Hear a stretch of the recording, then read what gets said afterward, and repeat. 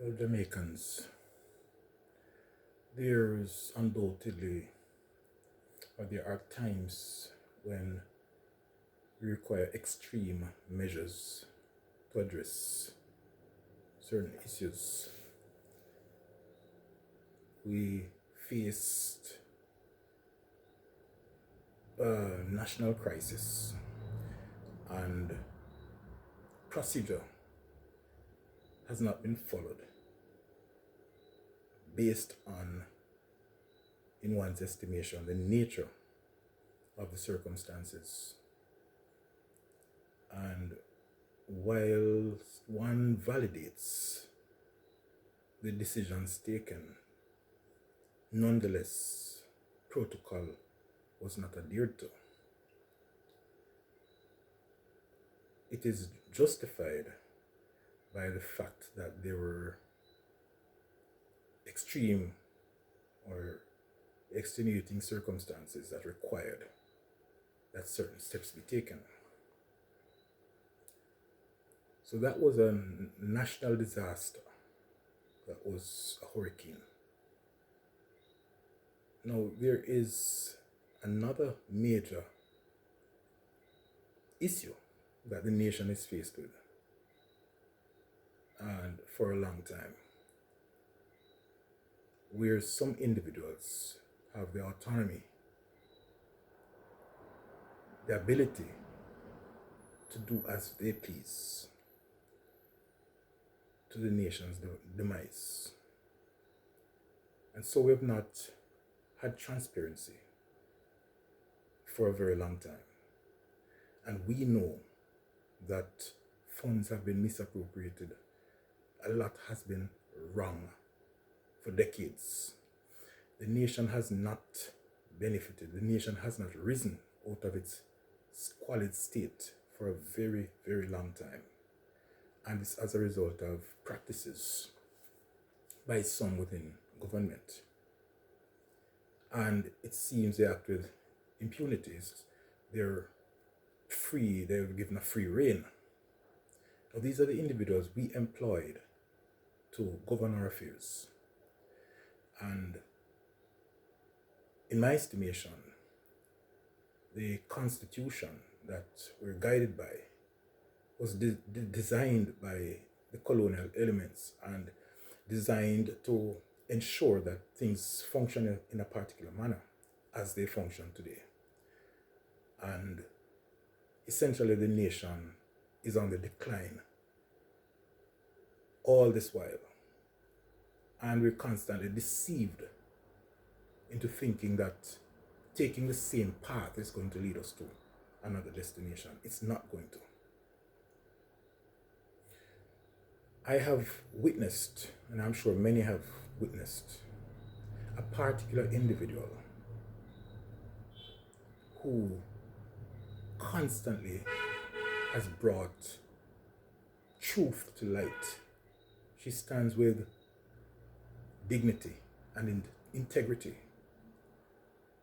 in bringing to light what's going wrong within this nation. I've seen her speak to issues relating to the Governor General and what she considered inappropriate based on the Constitution. And she has spoken to ministers, to the Prime Minister's actions fearlessly. She speaks with integrity.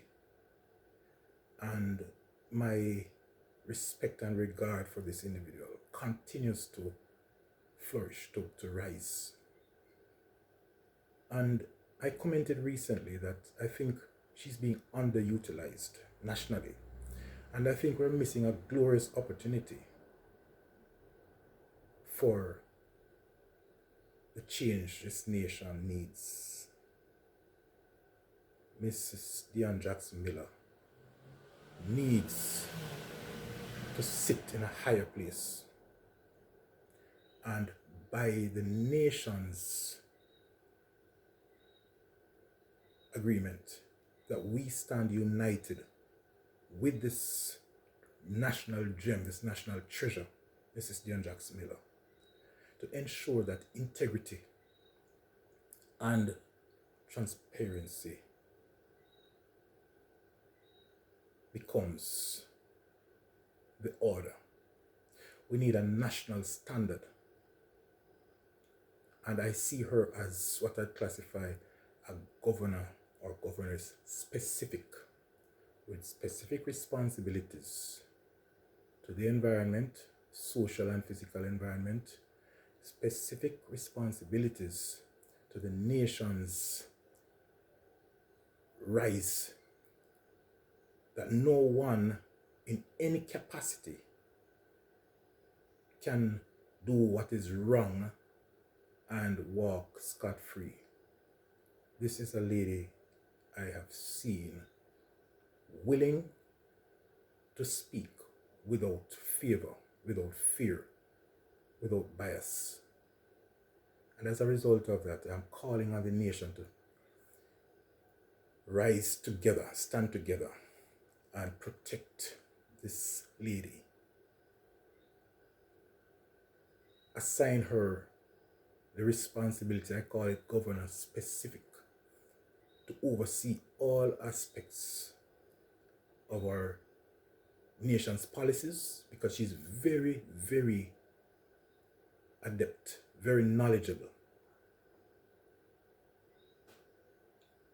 and willing to stand on behalf of the nation. I call on all of us to stand with her, putting aside all political biases, and do this on behalf of the nation. It is necessary. And for all the individuals who we have appointed the responsibility of leading the nation, who carry us wide, who have been robbing the nation and been pulling the wool over our eyes, who constantly work on behalf of the colonial elements, knowing fully well that they are entrapping this nation, taking away our resources, taking away our rights, right beneath our noses.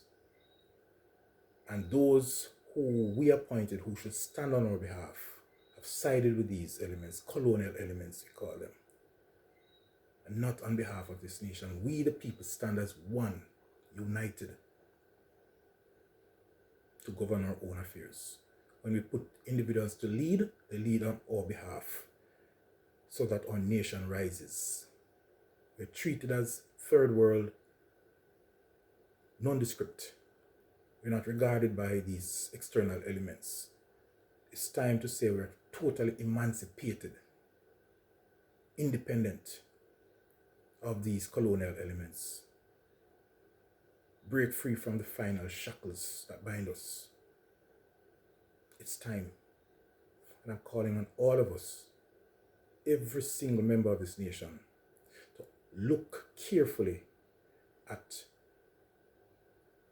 what is necessary for the breaking of the final shackles,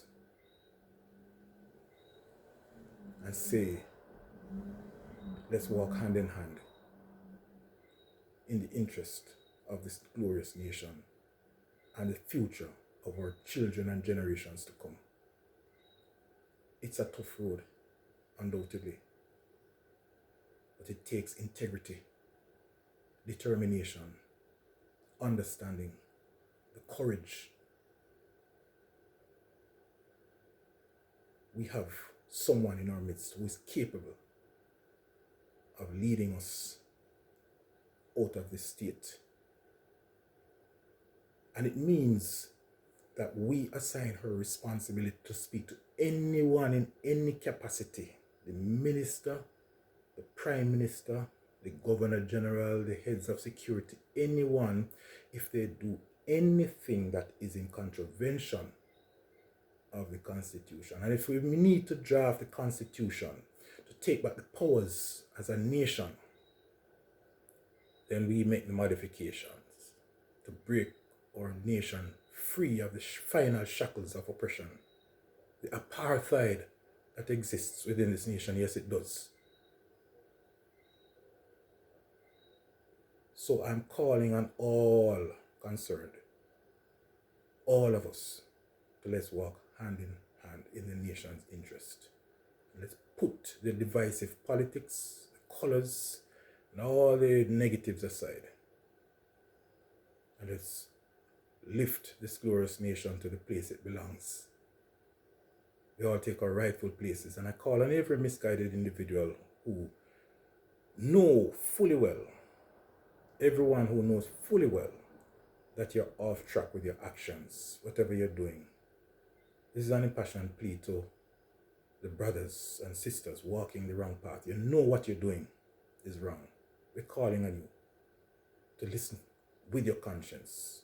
Awaken your consciences. For all who have killed, stifled the conscience, get it awake, because we need you on board. I was on the roads today and I saw numerous vans laden with brothers, shackled, handcuffed, being taken, freedom gone. Why are our brothers choosing that path? Calling on all the brothers today, wherever you are, and sisters, there's a better way. And we have a plan of action so that every member of this nation will be utilized in its growth and development. There is a plan of action. It's a nationwide community support initiative. And each and every member of you is necessary. Why are the prisons full? There's something that is leading individuals in the wrong direction. We need to identify it. It has been identified, and we need to speak to it nationally. We need to be calling on every member of this nation to listen keenly, because the message will be coming clearly to you. And for all of those who are intent on taking this nation to that state of degradation, we're calling on you to stop. Stop. Many in very high places, and you know yourselves, because for financial gain or whatever it is, you're destroying the beautiful nation that I've known for 60 years. 60 years. It's being destroyed. And I'm calling on all of you to cease and desist. What you're doing, you know it's wrong. And so the answer is not in 1 million police officers. It's not in better guns. You know that that is no solution. We're coming from the days of the 1-pop, the 38, the special, the 303. We're coming from way back. And now it's the AR and all the most powerful weapons. It's no solution. Tools of division, not tools of division. We're nurturing seeds of division, and we're destroying seeds of division, discarding those. There's a far better way, my people. And I'm speaking to every well-thinking Jamaican, everyone on the sound of my voice. And I'm asking you to share this message, not for likes, but for the transformation of our glorious, beautiful nation. This is an impassioned plea. And I know there are many who are going to be angered by this, because you sit in high places and you get very special privileges, and you feel those privileges will be denied. No. We believe in fair pay for a fair day's work. And we see individuals laboring, slaving, and at the end of it, they work, but the returns are dismal. And we see individuals who laze it out and go the wrong path. They know fully well that they are appointed responsibilities, and they do not fulfill those responsibilities, but they get paid. They get increases. And the nation struggles. We're speaking to all the dishonesty within the nation. It must cease. And we, the people, are going to stand to ensure that integrity means something in this nation. And I go right back to our governor specific. This is Dion Jackson Miller. I beg to nominate, and I am nominating Mrs. Dion Jackson Miller, governor specific with responsibility to every aspect of our nation's affairs. She's not representative of any crown. We are an independent nation, people with dignity and integrity. We have no king over us. And that's what we need to speak to, because those who claim to be kings over us have witnessed the prisons being built. They've witnessed the decline, and they have the resources to make the difference. They're not doing that. What they're doing is putting us further in debt, in the doldrums, or resources being siphoned out, and no truth being faced. People are scared, or too much of their noses in the troughs, the snouts in the troughs, to stand. We have individuals willing to stand on the nation's behalf, in the nation's interest. And we are going to take a stand in the healing of our glorious nation.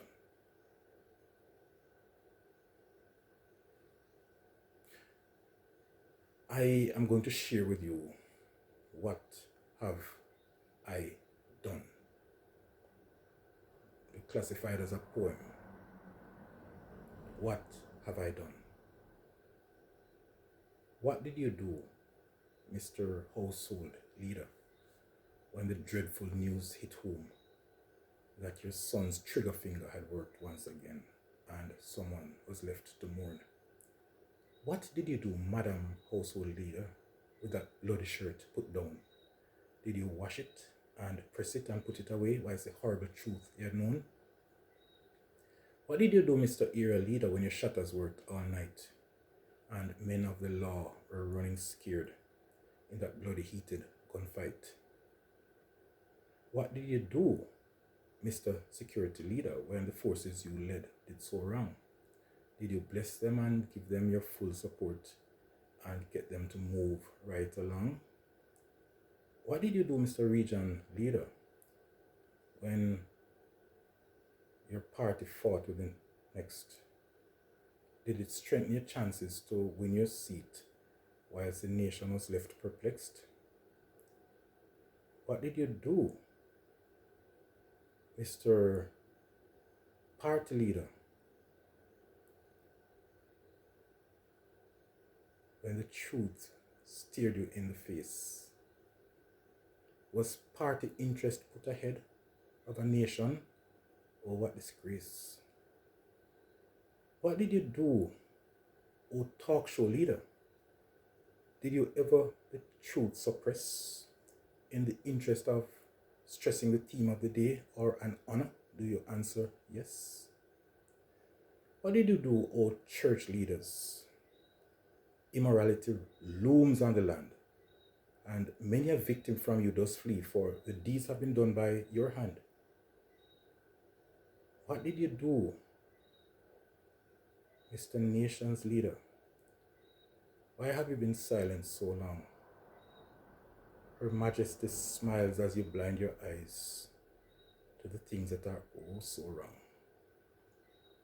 What are you thinking this moment, leaders? Would it be better to silence me, or to look in your hearts and change your ways so our nation can once more be free? What have you done to your chances, leaders? Oh, it's been so wrong. My people have awakened. They laugh you to scorn. Now that they do comprehend. What have you done to the nation, leaders? Oh, it's been so wrong. You've etched your names on the wall of shame, and that's just where you belong. The question is, what have I done? Take a look in the mirror and ask the question, what have I done? This is the voice of reason. This is Elijah, SCI, Someone Cares Inspiration. Race, restoring a clean environment. With NCSI nationwide community support initiatives. the PEEP, Parish Environment Enhancement Projects, with the Pool, Parish Outpouring of Love, Trees of the Future, nurturing seeds of the vision, discarding seeds of division, national healing, an environmental and cultural approach. I speak to you from the depths of my heart, from my soul, my people. This is turning point. Let's put aside all politicking, all division. I plea, we need every single individual in the building of this great nation. United we stand. United we stand. It says Umoja, Tunasimama. Simunie simile. Jikoro ane uno. Jikale ane uno. United we stand.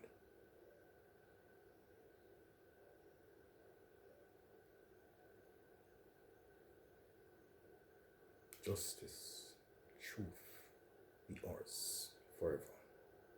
In this glorious land we love.